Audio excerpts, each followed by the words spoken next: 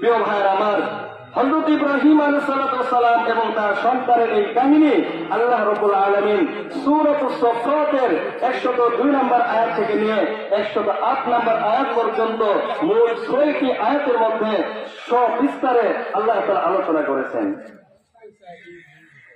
আল্লাহ রাব্বুল আলামিন বলেন, فَلَمَّا بَلَغَ مَعَهُ السَّعْيَ قَالَ يَا بُنَيَّ إِنِّي أَرَى فِي الْمَنَامِ أَنِّي أَذْبَحُكَ فَانظُرْ مَاذَا تَرَىٰ। হযরত ইব্রাহিম আলাইহিস সালাম তার প্রিয় পুত্র সন্তান ইসমাঈল আলাইহিস সালামকে বললেন, ও আমার পুত্র সন্তান, আমার বৎস, আমি স্বপ্নে দেখলাম আমি তোমাকে কুরবানি করতেছি, এই ব্যাপারে তোমার মতামত কি আমাকে জানাও।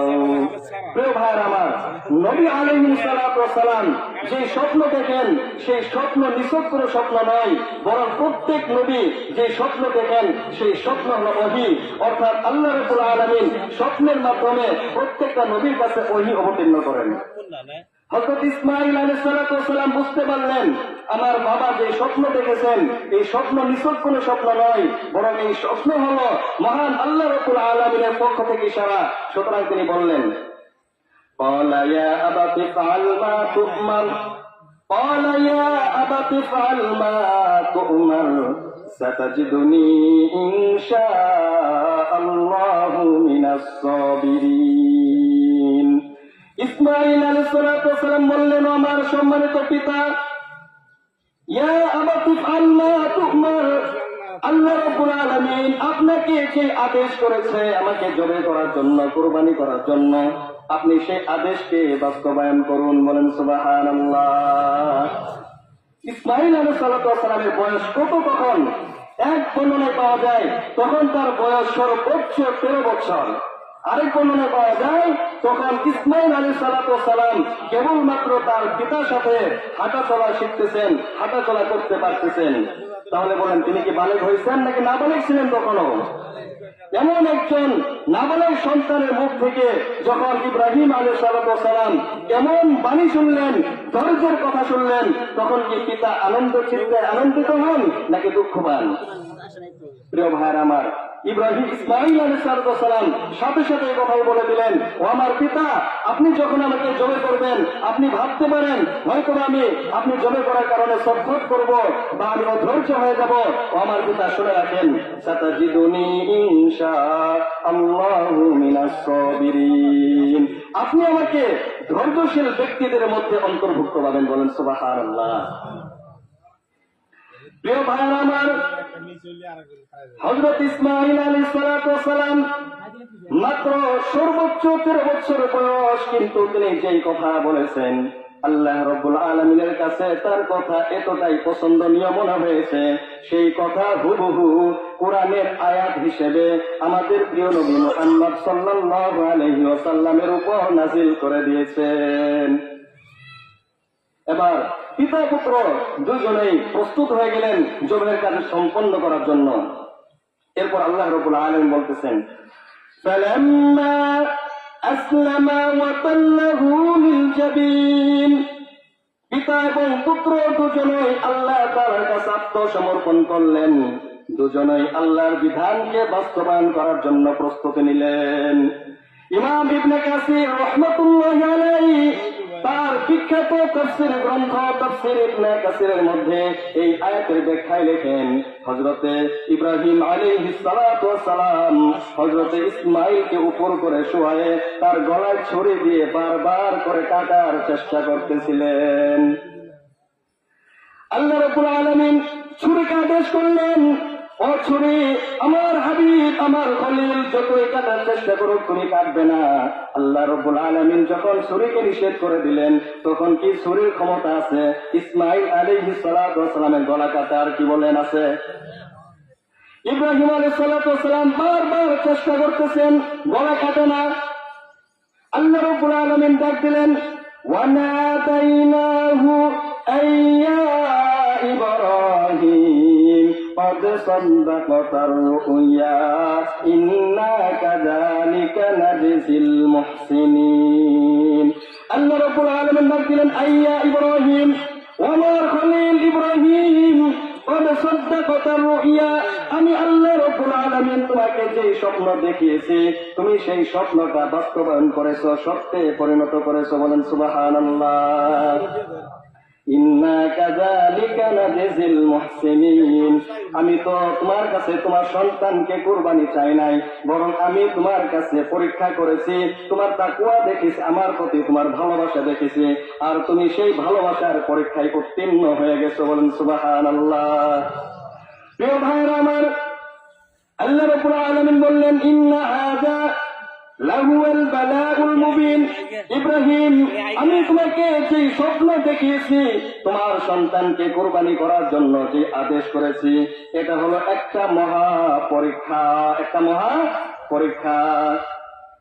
ওয়াফাদাইনাহু বিযিবহিন আযীম, আর তুমি এই মহা পরীক্ষায় উত্তীর্ণ হয়েছো, এই জন্য তোমার সন্তানকে আমি কুরবানি হতে দিলাম না, বরং তোমার সন্তানকে আমি রক্ষা করেছি একটা অন্য মহান কুরবানি পশুর মাধ্যমে। সেই মহান পশু কি?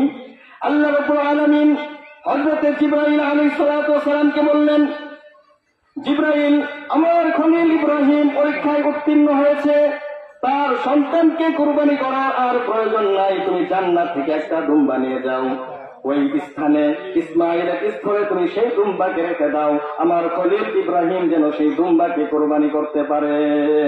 এই হুকুম শোনার পর সাথে সাথে জিবরাইল আলাইহিস সালাতু ওয়াস সালাম দুম্বা নিয়ে রওনা হয়ে গেলেন। কিন্তু জিবরাইল আলাইহিস সালাতু ওয়াস সালামের মনে একটা আশঙ্কা ছিল, হায়রে আমি তো এখন অনেক দূর, আমি যদি পৌঁছতেই ইব্রাহিম আলাইহিস সালাতু ওয়াস সালাম তার সন্তান ইব্রাহিমকে জবে করে ফেলে তাহলে তো সর্বনাশ হয়ে যাবে। এজন্য তিনি আকাশ থেকেই সর্ব উচ্চ স্বরে বলতে লাগলেন, আল্লাহু আকবার, আল্লাহু আকবার। হযরত ইব্রাহিম আলাইহিস সালাতু ওয়াস সালাম যখন অদৃশ্য থেকেই আওয়াজ শুনলেন, আল্লাহু আকবার তাকবীর শুনলেন, আসমানের দিকে তাকিয়ে দেখলেন আল্লাহর ফেরেশতা জিবরাইল দুম্বা নিয়ে তার দিকে দৌড়ে দৌড়ে আসতেছে। তখন তিনি সাথে সাথে বলে ফেললেন, লা ইলাহা ইল্লাল্লাহ। আল্লাহর নবী ইসমাঈল আলাইহিস সালাতু ওয়াস সালাম তখনও শুয়ে আছেন, জবে হওয়ার জন্য প্রস্তুতি নিয়ে। তিনি যখন শুনলেন আসমান থেকে ফেরেশতা আল্লাহু আকবার, আল্লাহু আকবার বলেছে, তার পিতা ইব্রাহিম আলাইহিস সালাতু ওয়াস সালাম লা ইলাহা ইল্লাল্লাহ বলেছে, তখন তিনি ওই শোয়া অবস্থায় আল্লাহ তাআলা তাকবীর করলেন, আল্লাহু আকবার, আল্লাহু আকবার, ওয়া লিল্লাহিল হামদ। এই মাত্র আল্লাহর কাছে স্পষ্ট হলো, আপনারা এই কাজে মিলিয়ে উম্মত মুসলিমা এই কাজটাকে করে দিতে সুবহানাল্লাহ।